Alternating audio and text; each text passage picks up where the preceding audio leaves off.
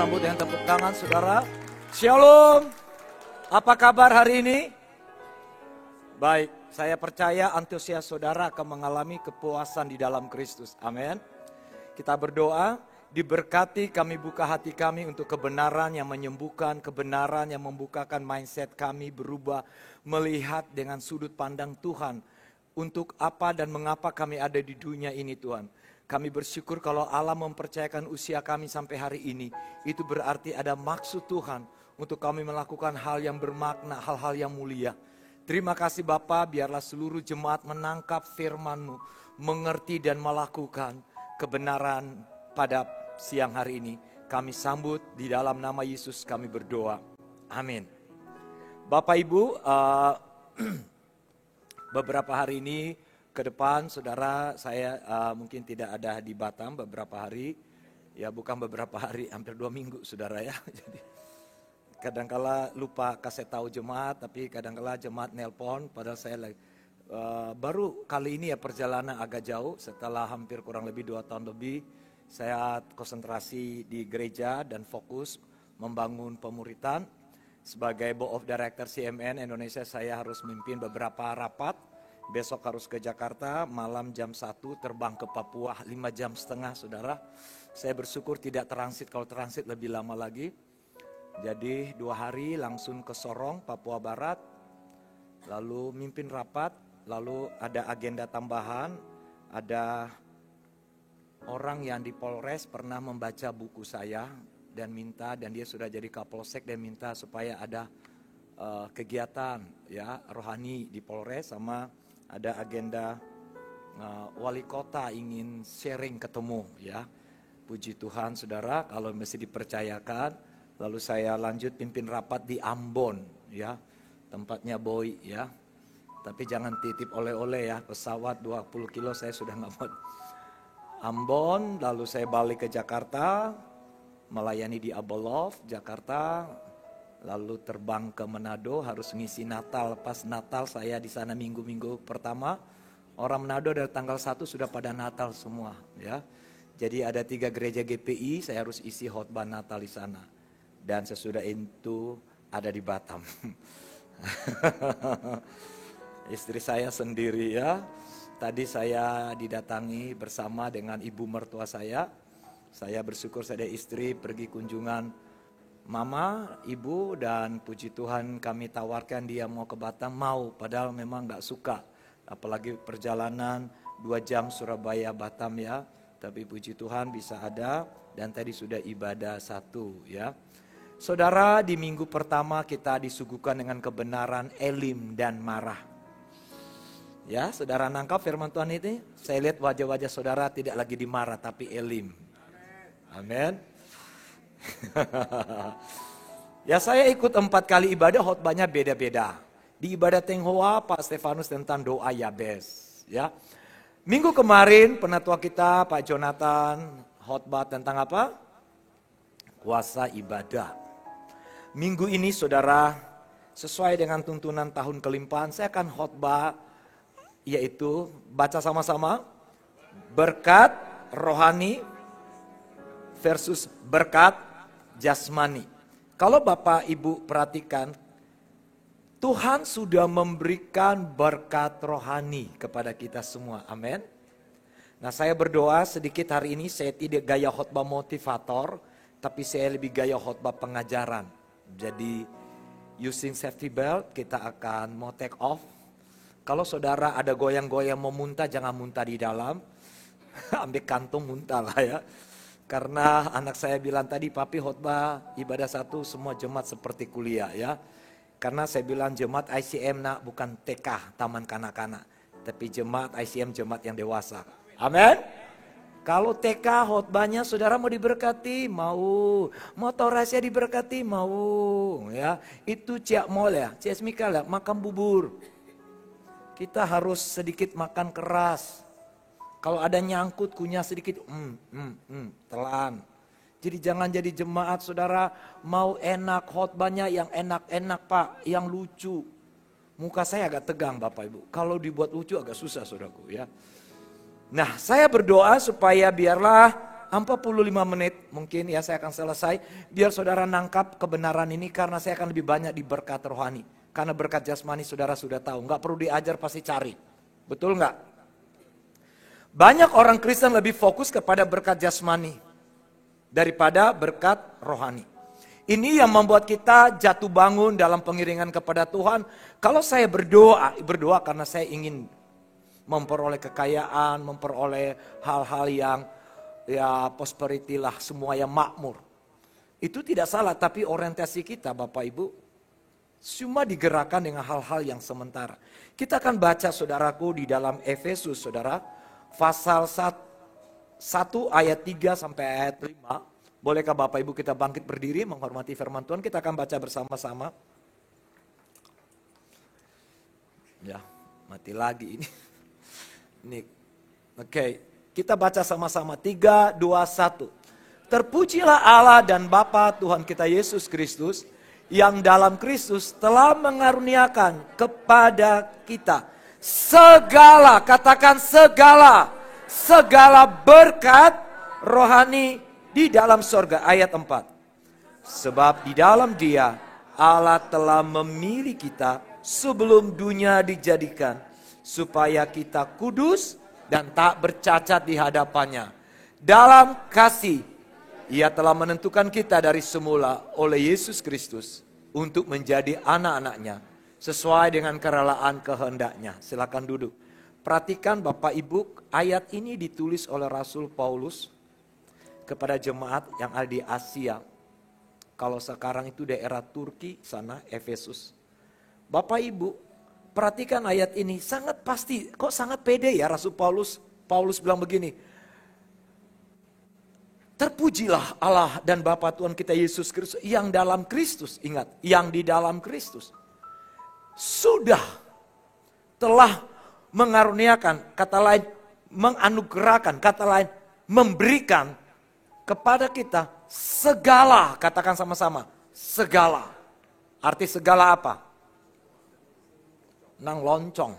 Semua segala, lihat, berkat rohani.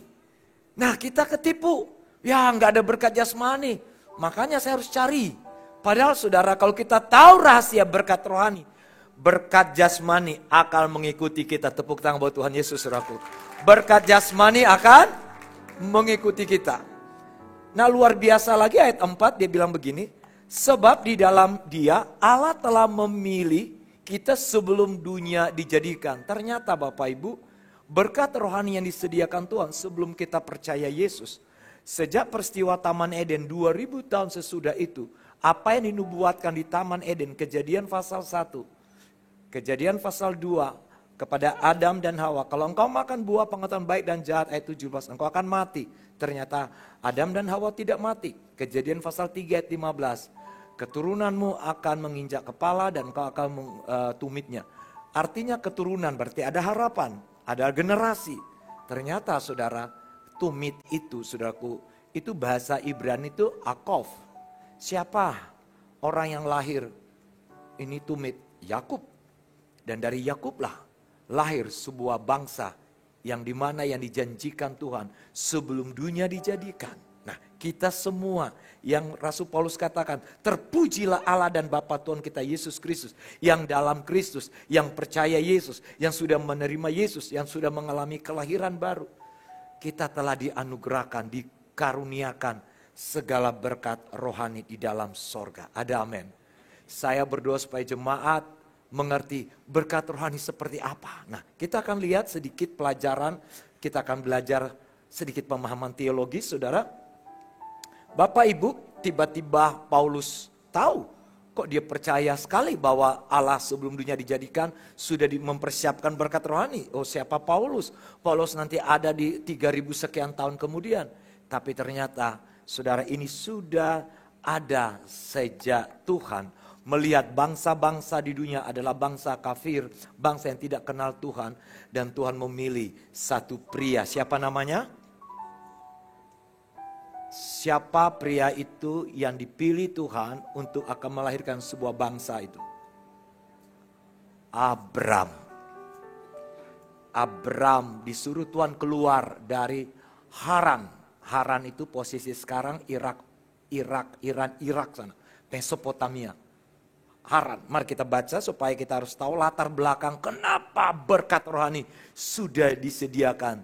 Sebelum kita percaya Yesus sudah disediakan. Kita akan baca beberapa ayat ini. Kita mulai saja ayat yang ke-5 sampai 7. 1, 2, 3. Karena itu namamu bukan lagi Abram, melainkan Abraham.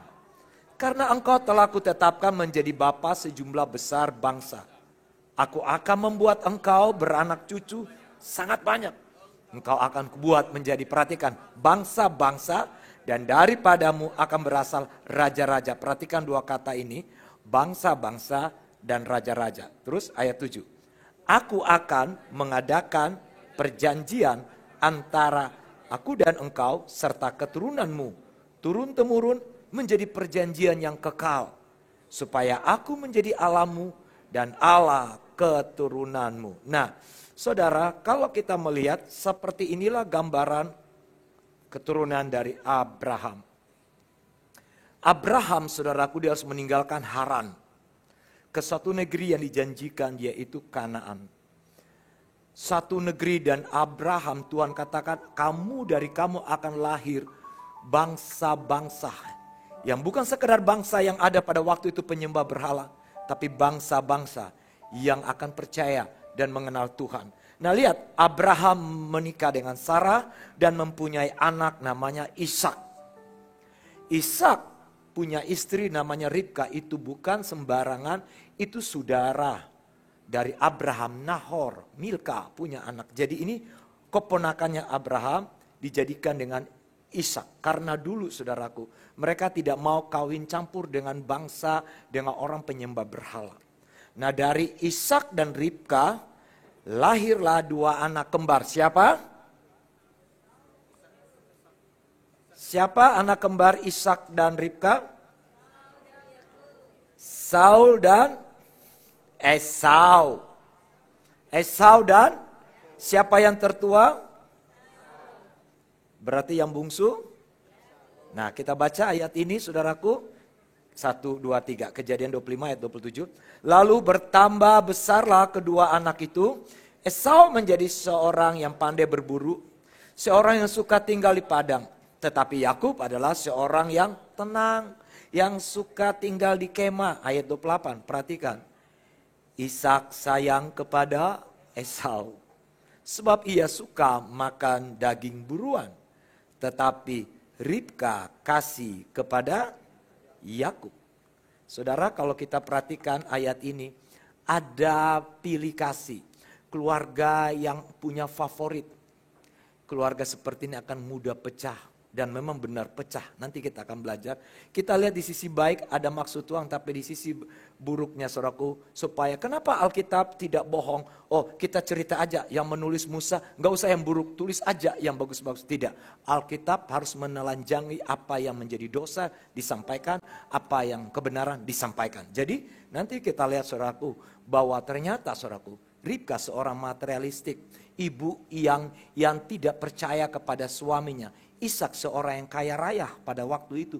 Mungkin kalau sekarang konglomerat, orang yang kaya. Karena kalau Anda baca kitab, kian hari kian kaya Ishak itu. Jadi bertambah-tambah kaya. Nah, saudara, perhatikan, saudara. Ternyata, saudaraku, ada idola-idola orang tua ini. Ishak papanya lebih suka kepada Esau. Kenapa? Esau itu suka berburu. Esau itu orangnya badan besar, badannya berbulu. Saudara, Esaunya laki-laki banget gitu loh. Yakub agak feminim, suka di rumah, kulitnya licin. Saudaraku, jadi suka di dapur. Makanya Ribka ibunya sayang kepada Yakub. Nah, ayo jujur Bapak Ibu di sini. Ada nggak kita suka punya favorit anak-anak? Oh, Pak Roy, ada ibu bilang begini, Pak, aku tuh anak saya yang bungsu, Pak. Aduh, gimana aku nggak ingat dia, Pak. Di dapur dia paling bantu saya, Pak. Tapi kokonya, iya tuh, hati-hati loh. Nah, terjadi, saudaraku, perpecahan dan akibatnya, saudaraku, ngeri. Ini keluarga yang tidak bagus buat saya. Kenapa? Ishak itu kenapa dia suka kepada Esau? Karena Ishak itu sangat mengasihi kakak beda mama. Siapa? Ishak punya koko yang beda mama. Satu papa, bapaknya Abraham. Ismail seorang yang berbadan berbulu dan suka berburuan. Dan Ishak sangat idola sama abangnya itu, saudaraku. Makanya waktu Abraham mempersembahkan Ishak, namanya Yakedat Ishak. Maka ketika turun dari Gunung Moria, Ishak tidak pergi ke mamanya Sarah. Tidak pergi dengan Abraham, dia pergi ke El-Roi. Siapa El-Roi? Itulah Hagar yang diusir. Karena dia suka ketemu Ismail. Karena dia suka kokonya ini. Waduh, sangat gagah banget, suka berburu. Makanya dia lihat dua anak kembar ada yang mirip kakaknya. Makalah pilih kasih. Ya, saya punya 4 anak, saudaraku. Tetap aja, saudaraku, saya nggak boleh bedakan. Jadi jangan, saudaraku, belajar dari keluarga. Ini buat saya keluarga yang pilih kasih itu nggak benar. Nah, pada akhirnya kalau Bapak Ibu lihat, saudaraku, ada terjadi hal yang fatal di dalam keluarga ini. Tapi apakah hubungan dengan berkat rohani? Enggak, ini ada hubungan. Supaya saudara tahu, di dalam kita memperoleh berkat rohani, ada banyak hal gangguan-gangguan perjalanan itu. Rumah tangga kita lah, papa mama kita divorce lah, atau segala macam. Tapi berkat janji Tuhan sejak semula memang harus akan terjadi. Mungkin bukan di keturunan kita, tapi di keturunan keberikut. Rancangan Tuhan itu luar biasa. Nah, Bapak Ibu yang dikasih oleh Tuhan, kita lihat di sini, saudaraku, dua berkat yang harusnya, saudaraku, diterima. Pertama, saudaraku, berkat kesulungan. Berkat kesulungan, dan yang kedua berkat Abraham. Yang tadi kita sudah baca dalam Kejadian 27 ayat 5-7. Apa yang Allah firmankan kepada Abraham, engkau akan jadi bangsa yang besar. Dari bangsa-bangsa akan lahir raja-raja. Nanti raja-raja itu akan sampai ke Mesias, Yesus Kristus. Nah, saudara, berkat kesulungan seharusnya, saudaraku, ini diterima oleh Esau. Karena menurut tradisi Yahudi, saudaraku, anak yang tertua. Saya pikir orang Batak juga sama, orang Chinese apa sama. Anak yang tertua, dia harus mendapat hak kesulungan. Anak yang pertama. Lihat aja istana kerajaan Inggris. Ya Charles lah akan lanjutkan jadi raja seperti itu. Jadi saudara, berkat kesulungan itu harus diturunkan kepada anak yang tertua. Nah, berkat kesulungan itu bicara kekayaan, bicara harta. Tetapi Ishak itu punya berkat yang dua. Berkat kesulungan, dia punya harta, dia kaya raya. Tapi dia punya berkat Abraham. Lihat, kenapa kita suka doa begini? Allah Abraham, Allah Ishak, dan Allah Yakub. Karena saudaraku, nenek moyang kita yang 3 ini, saudara, inilah asal muasal Tuhan mau menyatakan dan menghadirkan Yesus Kristus. Lewat Abraham, lewat Ishak. Jadi berkat Abraham, yaitu akan lahir bangsa-bangsa, akan lahir kerajaan yang takut akan Tuhan, nanti akan datang Mesias, yaitu Yesus. Berkat Abraham ini harusnya bukan kepada Esau, harus kepada Yakub. Kok tahu Pak Roy? Kejadian pasal 3 ayat 15 sudah dinubuatkan, saudaraku. Keturunannya akan memegang kepalanya dan engkau akan memegang tumit. Tumit itu Yakov. Yakov itu Yakub. Nah, Ishak sudah tahu. Tetapi saudara, karena hubungan suami istri ini punya perbedaan dalam mendidik anak. Pastikan saudara ikut parenting lah supaya jangan beda-bedakan. Anak 13 bingung dia yang mana aku sayang ya. Ya makanya buatnya jangan banyak-banyak. Jangan kan 13, 2 aja masih bisa bedakan. Aku lebih suka yang kedua Pak Roy. Yang kedua itu Pak, kalau aku pulang dia buat kopi Pak. Yang satu itu Pak, malas minta luit terus Pak. Lah jangan salahkan mereka, pola asuh Anda didik mereka aja yang bermasalah. Nah di sini kita melihat saudaraku, terjadi ada penyimpangan yang ini saudaraku, antara berkat hak kesulungan dan berkat Abraham. Berkat Abraham itu disediakan bagi Yakub. Berkat hak kesulungan itu kepada Esau. Nah, kita lihat. Coba lihat 2 macam berkat ini bagi putra-putra Israel. Yakub mempunyai anak ada 12. Ada Ruben, Simeon, Lewi, Naftali, Ada Dan, ada Benyamin, ada Yusuf, ada siapa lagi? Ada Yehuda, ya. Nah, lihat, berkat kesulungan itu oleh Yakub diberikan kepada siapa? Harusnya kepada anak pertama. Anak pertama dari istri Lea namanya Ruben. Tapi kenapa Yakub ketika menjelang dia meninggal, dia memberkati berkat kesulungan itu kepada Yusuf. Makanya saudaraku, antara Manasya dan Efraim, Yakub itu membuat kali begini. Jadi kanan ini dia begini. Ya, makanya ada juga hamba-hamba Tuhan karismatik kalau memberkati ada begini. Misalnya ini suami istri, tangan kanannya ke suami, istrinya ke tangan kiri, kasihan tangan kiri. Ya, atau ada makna banget, tapi ya percayalah kita di dalam Yesus mau tangan kiri melimpah-limpah. Amin. Jadi jangan tersinggung Bapak Ibu satu saat saya karena lelah tangan kanan, saya tangan kiri. Kok proyek nggak kanan? Sama melimpah-limpah. Amin. Jadi Yakub saudaraku udah tua, maka berkatilah Yusuf. Dan Yusuf mempunyai 2 anak. Namanya Manasya dan Efraim. Ini bagi Ruben, Manasya Efraim itu keponakan. Tapi karena dia berkat kesulungan, disejajarkan. Jadi Bapak Ibu, Manasya Efraim harusnya keponakan, itu sama dengan abang-abangnya, jadi sama. Tapi lihat, berkat raja-raja, berkat Abraham, bukan kepada Yusuf, kepada siapa? Yehuda. Saudara, saya akan baca Kejadian 49 ayat 10. Tongkat kerajaan tidak akan beranjak dari Yehuda, artinya apa? Tidak akan lepas, dan memang Yehuda. Ataupun lambang pemerintahan dari antara kakinya. Sampai dia datang. Sampai Mesias yang akan datang. Berhak atasnya. Maka kepadanya akan takluk bangsa-bangsa. Bapak Ibu, berkat Abraham inilah berkat rohani yang saya akan sharing kepada kita hari ini.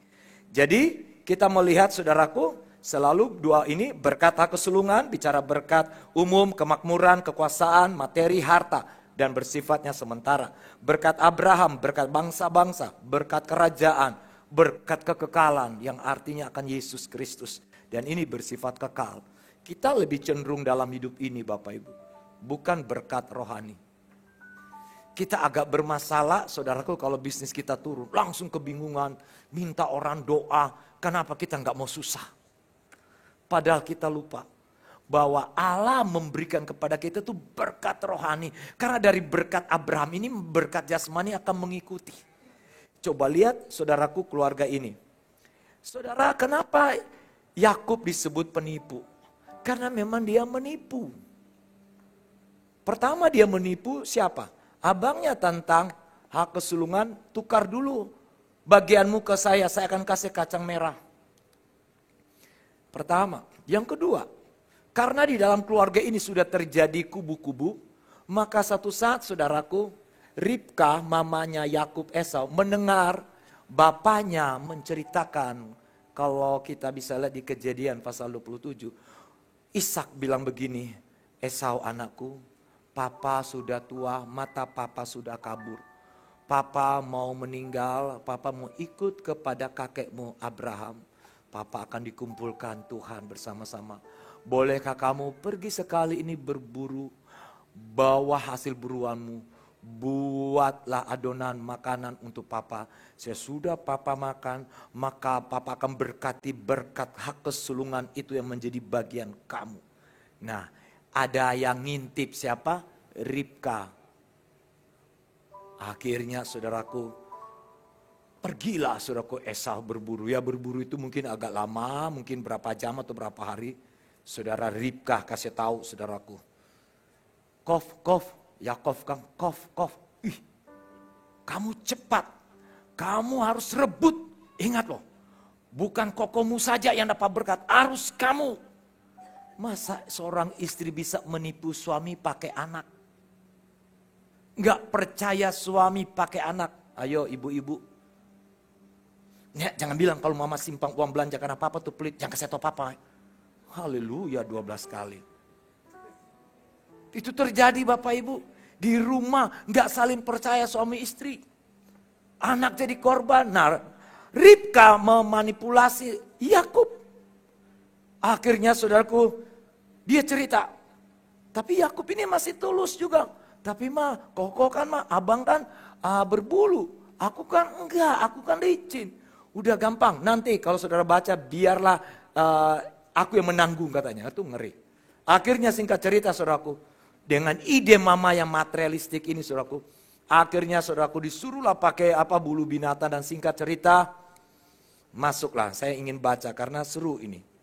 Kejadian 27 ayat 18. Demikianlah Yakub masuk ke tempat ayahnya serta berkata, "Bapa," sahut ayahnya Ishak. "Ya anakku, siapakah engkau?" Karena mata sudah rabun. Ayat 19. Kata Yakub kepada ayahnya, "Akulah Esau." Bohong apa tidak ini? Bohong. Memang betul arti Yakub itu pembohong, penipu, pengecut.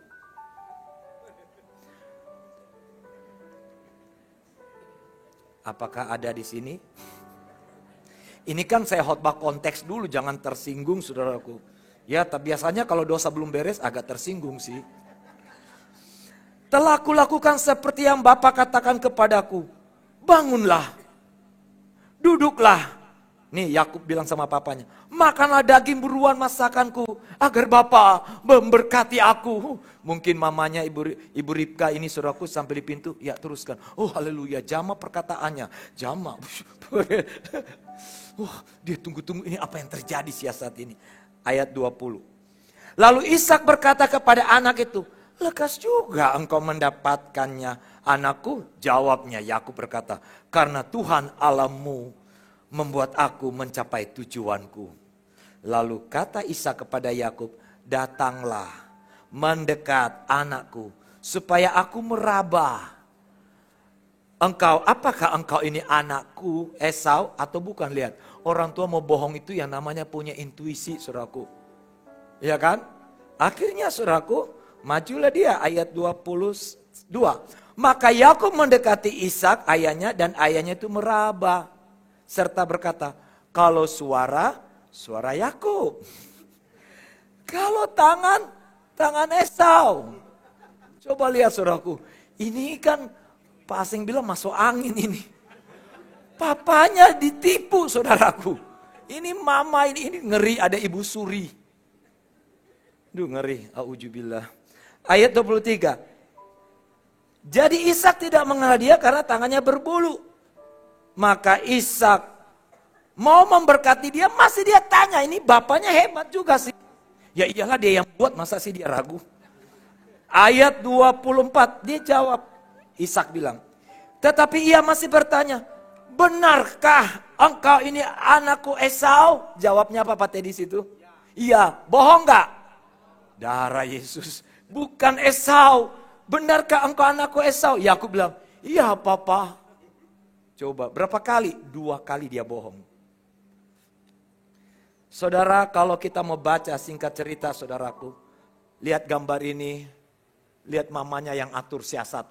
Maka setelah membohongi, maka Ishak memberkati, datanglah Esau dengan buruannya, dengan hasil tahun. Papa, kalau Anda baca ke ayat 28, "Pak, ini Pak, siapa engkau?" "Aku Esau." "Loh, siapa yang tadi masuk yang aku sudah berkati?" "Iya Pak, aku Esau yang tadi aku sudah berkati. Adakah berkat yang lain?" "Oh nih Amita bacaan." "Tidak." "Pak, masa Papa gak ada berkat yang lain?" "Tidak." Maka meraung-raunglah, Yakub, kamu udah tipu aku dengan kacang merah. Ini lagi kau tipu aku, kurang ajar kamu. Maka saudaraku emosi membara, lihat dia begini. Udah akhirnya benci. Lihat keluarga saudaraku. Apa yang terjadi saudaraku kalau anak kita, ya kalau saya gak banyak harta, kalau Pak Aseng banyak sih. Pusing lah dia nanti dia mau. Makanya paling enak saya gak ada harta. Coba hati-hati loh kalau kita didik gak benar, akhirnya apa? Berantem. Orang tua masih kuat, oke. Saya punya mama, papa gak ada harta, tinggalin rumah keluarga besar satu di Bitung. Saya ketika mama meninggal sudah tidak ada, maka kita ngobrol. Saya bilang saudaraku, karena perusahaan di situ mau ambil lahan tanah, rumah kami agak besar. Saya bilang kami bersaudarakan sudah 72 meninggal. Tapi yang meninggal ada punya keponakan-keponakan saya. Jadi saya bilang untuk saya dan istri dan 4 anak, saya merelakan tidak akan mengambil 1 perak pun. Kenapa? Orang kaya. Jadi saudara, kalau rebutan tuh orang miskin itu. Jadi saya bilang, saya nggak, jadi sudah sertifikat di kakak perempuan saya, sudah bilang baik-baik, dan rumah itu dikontrak, terserah saya nggak mau urus. Padahal rumah itu selama saya kerja di Batam, belum merit, tiap bulan saya kirim. Jadi papa saya bilang, ini rumah Roy, ini rumah Roy. Kenapa? Saya dari 7 bersaudara, sayalah yang ini rumah itu sampai finish semua ya. Itu rumah peninggalan oma. Jadi buat saya lepas gitu loh. Jadi saya udah terangkan berapa banyak saudaraku di orang Kristen kasus di mana-mana, coba lihat saudaraku, hanya masalah harta. Nah ini kenapa kita kejar bukan berkat rohani. Yakub tidak lihat berkat Abraham itu. Ishak juga harusnya sudah mengerti bahwa pembagian itu sudah jelas. Nah singkat cerita Bapak Ibu, larilah Yakub. Yakub meninggalkan keluarga ini. Saudara, apa yang Yakub dapat dari hasil penipuan? Konsekuensi. Jadi saya mau bilang saudara, Tuhan tidak kompromi, saudara. Tuhan tidak kompromi. Tetap ada konsekuensinya. Dan Yakub mengalami konsekuensinya luar biasa. Padahal kalau kita lihat Yakub harusnya menerima berkat itu. Lihat ayat ini berkata begini, Kejadian 28 ayat 4. Ketika Yakub mau meninggalkan keluarga ini dan dia pergi ke Haran, itu jauh. Di Haran itulah tempat Abraham asal muasal. Maka Ishak meneguhkan perjanjian itu. Dia berkata, ini kalau Alkitab terjemahan, moga-moga kalau bahasa Ibrani tidak langsung. Tuhan memberikan kepadamu berkat yang untuk Abraham. Nah, lihat, kalau Yakub tahu ada berkat Abraham, harusnya berkat Abraham itu melebihi berkat hak kesulungan. Ayo yang punya hak kesulungan selama 2 tahun lebih pandemik, goncang, bingung, habis, nggak mungkin cash flow-nya begini, kok bisa berubah. Kalau kita punya berkat Abraham, berkat rohani, walaupun terdampak COVID, kita masih tetap bisa percaya bagi Tuhan, tidak yang mustahil. Tepuk tangan buat Tuhan Yesus. Orang kalau cuma sibuk dengan berkat jasmani, goyah. Orang kalau cuma kejar berkat jasmani, pusing. Keluarga pisah, anak jadi korban. Lihat saudaraku, kenapa? Yang kita sibuk berkat jasmani. Padahal Tuhan bilang kepada Yakub, berkat yang untuk Abraham kepadamu serta keturunanmu, sehingga engkau memiliki negeri ini yang kau diami sebagai orang asing, yang telah diberikan Allah kepada Abraham. Dan Tuhan buktikan ketika Yakub meninggalkan itu dalam perjalanan, dia berdoa di waktu tidur dapat mimpi, maka Tuhan berfirman. Kita baca 3, 2, 1. Berdirilah Tuhan di sampingnya dan berfirman, akulah Tuhan Allah Abraham, nenekmu, dan Allah Ishak. Tanah tempat engkau berbaring ini akan kuberikan kepadamu dan kepada keturunanmu. Luar biasa. Kalau ayat 4, Ishak berdoa meneguhkan perjanjian. Di ayat 13, Tuhan sendiri di dalam penampakan itu saudaraku, dia menyampaikan. Jadi Bapak Ibu, kita nggak sabar. Coba bilang kiri kanan, sabarlah. Kita mau sikut sana sikut sini, pada berkat Abraham sudah kita miliki. Kita nggak mau ingin mau cepat kaya. Alkitab bilang apa? Jatuh. Kan lihat saudaraku, dosa Adam dan Hawa tuh ingin akan buah itu. Makanya Ribka ini ingin, harusnya dia ajar, ini orang kaya tapi kok terjadi pembagian kekuasaan yang membeda-bedakan. Kalau kita lihat saudaraku, apa akibat dari Yakub? Kasihan, Yakub ini mengalami hal yang fatal dalam hidupnya saudara. Dia harus meninggalkan sebagai pangeran anak orang kaya Ishak, pergi ke Haran, jadi hamba sama pamannya Laban. Untuk memperoleh Ribka 7 tahun, ternyata pamannya tipu juga dia. Ingat hukum tabur tuai? Sebagaimana kamu keluar menentukan kamu masuk. Sebagaimana kamu masuk menentukan kamu keluar. Keluar dari satu bisnis yang gak benar menentukan kamu masuk di satu bisnis itu. Masuk ke satu gereja gak benar, keluar dari gereja. Masuk ke satu hidup ini, masuk keluar. Kalau Anda tidak beres di satu kota, Anda berpindah ke satu kota, ingat hukum itu tabur tuai. Makanya jangan meninggalkan satu pekerjaan, selesaikanlah dengan excellent. Mungkin perusahaan itu gak menghargai Anda sudah all out. Ingat, Tuhan kita, orang Hokkien bilang, Hie mimpe, hilong liokai. Dia tahu kita, dia mengerti segalanya. Mungkin perusahaan ini gak hargai Anda, tapi ada perusahaan yang mempromosikan apa? Integritasmu itu luar biasa. Kenapa Anda dikendalikan bukan berkat jasmani, berkat Abraham. Ada amin? Wow. Nah, saudara, apakah Yakub ketemu dengan mama yang kebanggaan dan mamanya kebanggaan anaknya? Pisah. Alkitab mencatat sampai Ribka meninggal, nggak pernah jumpa dengan Yakub. Sedih nggak? Padahal itu anak kesayangan. Yakub orang yang kaya raya harus jadi pembantu ke Laban. Diproses sedemikian rupa, konsekuensinya. Bahkan kalau kita lihat hidup Yakub, keluarganya juga hancur-hancuran. Ada orang tanya ke saya, Pak, kenapa di Alkitab ada poligami? Saya balik tanya, kenapa Anda bertanya? Ya kan? Saudara, kalau ada di pengadilan di mana jangan pernah bercerita yang berlebihan, Anda akan dicerca. Jawab ya tidak, jangan cerita yang gak perlu diceritain gitu. Saya balik tanya, cuma mau tanya, gak mungkin. Ada tolak pemikiran yang bertanya itu. Baru dia bilang, iya sih Pak, soalnya di istri saya pusing juga Pak. Ini dia, pakai ayat lagi. Daud poligami, Abraham poligami. Ayo kita cek yang poligami ya, lihat keluarga mereka, benar gak? Abraham sakit kepala, Sarah dengan Hagar, pusing dia. Satu aja bilang kiri kanan, pusing apalagi. Apalagi yang loso, yo, taji oh ya apa udah pusing. Siapa lagi? Yakub, Lea dengan Rahel, pusing, berantem. Jadi coba cek saudaraku, Tuhan tidak suruh bapak-bapak leluhur itu poligami.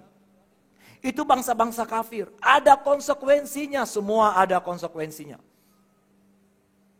Yehuda tuh saudara, anak Yakub, istrinya itu dia dapat istri Tamar tuh sebenarnya anak mantunya. Pokoknya kalau lihat keluarga Yakub tuh ngeri-ngeri sedap juga. Saudara. Dina yang anak perempuan diperkosa. Jadi Bapak Ibu kalau mau lihat itu jangan cuma bagus dan hebatnya Alkitab kita semua open. Yang buruk pun disampaikan supaya kita mengerti hidup ini ada konsekuensi. Amin pria-pria. 1, 2, 3. Lo usah lihat apa taman tetangga, tanaman tetangga. Yang hijau-hijau, rumah sendiri. Masalah Pak Roy saya lihat kering, ya pakailah kacamata reben supaya hijau. Saudara, itulah kisah sedikit yang saya mau sampaikan dan saya senang dengan Yakub. Jadi kita tidak mengerti mengapa sosok seperti Yakub seorang pencuri, penipu, pengecut, membuat Allah memilihnya sebagai Bapa leluhur bangsa bagi bangsa Israel melahirkan Mesias. Saudara, Alkitab sebenarnya sudah memberikan pesan bahwa sebenarnya Ishak membeli berkat. Satu hak kesulungan, berkat Abraham. Dan itu harusnya seorang ayah itu jelas. Saya tahu Bapak Ibu punya hikmat mendidik anak. Anak seperti apa yang dikhususkan dia di kekuatan di situ. Anak seperti apa yang dikhususkan dia kekuatan. Saya sudah lihat 4 anak saya. Saya sudah lihat yang ini, yang ini, yang ini, yang ini, yang ini, yang ini. Nah, ketika Yakub saudaraku dalam pelarian, saudaraku dia pergi ke Haran, maka dia tertidurlah di Luz. Dan disitulah dia berjumpa dengan Tuhan. Saudara, ada satu tangga. Apa maksud? Tangga itu bicara keterhubungan, akses. Jadi Tuhan mau bilang kepada Yakub, lewat kamulah akan lahir seorang raja. Namanya Yehosua Hamasyak. Dialah yang akan memperdamaikan. Akan lahir bangsa akan memperdamaikan dan akan nanti lahir Yesus. Jadi akses dari dunia menuju sorga. Tadinya saudaraku tidak bisa. Makanya Yesus berkata, I'm the way. Akulah jalan, kebenaran dan hidup. Tidak seorang pun sampai ke ujung sorga dari bumi ini tanpa aku, kata Yesus. Jadi Yakub sudah lihat. Ternyata berkat Abraham itu luar biasa. Melebihi berkat kesulungan. melebihi berkat yang dijanjikan itu. Nyatanya apa? Yakub tidak bawa satu berkat hak kesulungan. Dia kere, dia pergi ke Haran tangan kosong. Nggak bawa apa-apa. Dia kehilangan mama yang dibanggakan. Ada konsekuensi Bapak. Saya tulis begini. Yakub melepaskan harta dunia papanya itu hak kesulungan. Meninggalkan ibu yang dikasihi. Pergi ke Haran. Dalam perjalanan dia tidur dan bermimpi ada sebuah tangga dari bumi yang ujungnya sampai ke langit. Makanya tempat itu dikasih nama bukan Luz, tapi Betel. Tiba di Haran, bekerja sebagai pembantu, pada dia anak pangeran, dia anak orang kaya konglomerat. Pada Laban pamannya, disinilah titik awal dia bertobat dan mengalami proses panjang. Kenapa? Tuhan mau proses dia seperti Abraham, harus bawa ke Haran. Dari Haranlah Tuhan suruh Abraham keluar. Jadi Yakub kembali kepada titik nol. Dia startingnya dari Haran. Disinilah Yakub menjadi orang yang tidak punya apa-apa. Dari nol, zero. Dididik persis kakeknya Abraham. Supaya dia dididik menjadi orang yang berkenan pada Tuhan dan punya ketulusan. Itu sebabnya walaupun Yakub disebut penipu. Tapi memang rencana Tuhan. Saya mau bilang Bapak Ibu, mungkin apapun embel-embel kita, punya masa lalu kita. Hidup yang brengsek, mau seperti apa. Ingat berkat rohani sudah dipersiapkan buat kita semua. Ada amin? Saudara jangan pernah mendefinisikan hidupmu tidak ada apa-apa. Punya apa-apa. Makanya kalau datang kepada Tuhan jangan tanya, Tuhan saya dapat apa ya beribadah di gereja ini. Harusnya tanya, kamu bawa apa kepada Tuhan. Persembahkanlah tubuhmu sebagai persembahan yang hidup, yang berkenan. Jangan tanya, aku dapat apa ya? Itu orang yang gak mengerti. Kenapa dia berpikir kalau saya datang ke gereja harus sembuh. Saya datang ke gereja harus dapat uang. Karena ke gereja dia cuma butuh diberkati. Dia kejar berkat hak kesulungan. Hari ini ambil keputusan. Yang aku menyadari adalah berkat rohani. Berkat kesulungan itu pasti mengikuti orang percaya. Tepuk tangan buat Tuhan Yesus. Saya akan simpulkan dengan 2 poin saya. Yang pertama saudaraku, berkat Abraham itu kita dianugerahkan berkat Abraham, berkat bangsa-bangsa, visi Bapa. Dan jika kamu adalah milik Kristus, maka kamu juga adalah keturunan Abraham. Dan apa? Berhak menerima? Ya, kita berhak saudaraku menerima. Kita adalah keturunan Abraham, amin. Gak peduli kita dari suku mana, gak peduli. Kita udah percaya Yesus saudaraku. Kita baca ayat berikut lagi. Mintalah kepadaku, maka bangsa-bangsa akan kuberikan kepadamu, menjadi milik pusakamu, dan ujung bumi menjadi kepunyaanmu. Ini yang menulis adalah Musa yang diungkit kembali oleh Raja Daud. Mintalah kepadaku bangsa-bangsa. Kenapa bangsa Pak? Karena memang berkat Abraham itu diperuntukkan untuk bangsa-bangsa. Wah poroy bangsa mana dong saya? Saya kan cuma Indonesia. Bangsa itu bicara komunitas, bicara orang. Bukankah kita bekerja di keliling kita ada bangsa-bangsa? Kita bertetangga di sekitar kita ada bangsa-bangsa. Musa suruh kita minta, tapi sekarang kita di dalam Yesus bukan minta. Baca ayat ini. Kamulah bangsa yang terpilih, imamat yang rajani, bangsa yang kudus, umat kepunyaan Allah sendiri. Supaya kamu memberitakan perbuatan-perbuatan yang besar dari Dia. Yang memanggil kamu keluar dari kegelapan kepada terang yang ajaib. Ada amin? Kita bukan minta bangsa lagi, tapi kamulah bangsa pilihan itu. Wow, berkat rohani sudah ada. Haleluya. Pesan Yesus sebelum dia naik ke sorga. Pesannya kita akan baca. Karena itu, pergilah, jadikanlah semua bangsa muridku. Dan baptislah mereka dalam nama Bapa dan Anak dan Roh Kudus. Dan ajarlah mereka melakukan segala sesuatu yang telah kuperintahkan kepadamu. Dan ketahuilah, Tuhan menyertai kamu senantiasa. Sampai kapan? Orang kalau berjalan dengan berkat kesulungan habis Pak. Ditelan oleh pandemik tahun 2023 apapun prediksi ekonomi. Tapi kalau kita berjalanlah berkat Abraham, berkat kesulungan, berkat rohani, berkat bangsa-bangsa. Engkau tidak akan pernah habis akal dalam mengelola bisnis, mengelola ini, mengelola ini. Ada amin?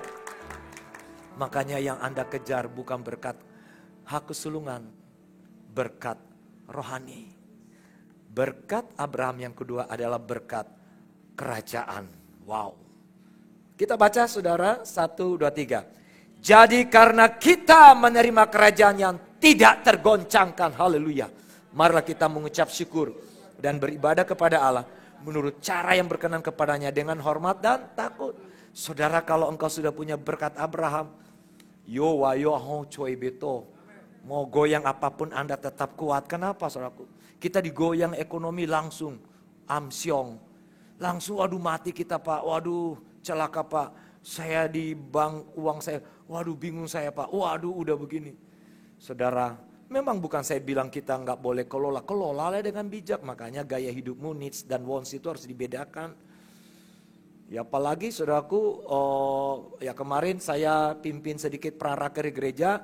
Saya bilang kepada seluruh departemen divisi untuk tolong membuat anggaran kita agak hemat tahun depan. Jadi juga mentang-mentang kita punya iman luar biasa tahun depan, wah bagi Tuhan tidak mustahil. Iya saya setuju, tapi kalau ya saya orangnya agak sedikit logik lah, jangan terlalu di awan-awan, harus mendarat, amin. Oh udah begitu yang tidak mustahil, pokoknya kablas habis, pokoknya begitu yang tidak mustahil. Ujung-ujung kartu kredit bengkak, utang di mana-mana. Iya, ya saya bilang sama seluruh para pemimpin-pemimpin kemarin, alat-alat ini kalau boleh dirawat, jangan sampai ada pengeluaran fasilitas lagi. Kita hemat, tapi iman kita juga jangan sampai kayak gitu, ada amin? Jadi Bapak Ibu juga sama tahun depan, cash savingnya juga harus jelas, anak kuliah gimana. Jangan gaya hidup gonta-ganti handphone, makan mahal-mahal tiap ini, ya janganlah. Ya ini bukan saya mau ajar saudara, wah Pak Roy ajar, bukan ya iman saya nggak ragu, saya juga punya iman, saya nggak peduli. Tapi saya harus maintenance, harus kelola. Sama lah hidup ini, tubuh ini saudaraku. Bagi Tuhan tidak mustahil, semua sikat dari babi Hong, babi Rica, semua. Tadi malam saya di pesta Pak Bidin Yusuf, saya lihat Ronald sikat itu, enak loh itu. Ya, saya bilang bagian Korea untuk kamu aja. Disikat saudaraku, aja ya. Saya bilang tadi pagi sama Mbak BPK, ampun hari ini 2 kali. Besok jangan nih kalau dia khotbah di Tanjung Pinang sekarang. Kalau Oni ajak BPK stop lah. Ikan lah. Udah 2 hari BPK jangan. Kalau Pak Tony ajak bilang terus terang. Aku suka ikan. Pak Roy susah kalau lo dan Pak Tony. Kalau enggak BPK. Bilang kalau udah seminggu cukup 3 kali BPK. Ya Pak ya. Ya kita harus kelola lah. Jadi kita menerima kerajaan tak tergoncangkan. Katakan amin. Ayat ini bilang begini. Dan engkau kita baca. Telah membuat mereka menjadi satu kerajaan. Dan menjadi imam-imam bagi Allah kita. Amin. Dan mereka akan memerintah sebagai raja di bumi. Haleluya. Bapak Ibu kalau Anda punya berkat Abraham.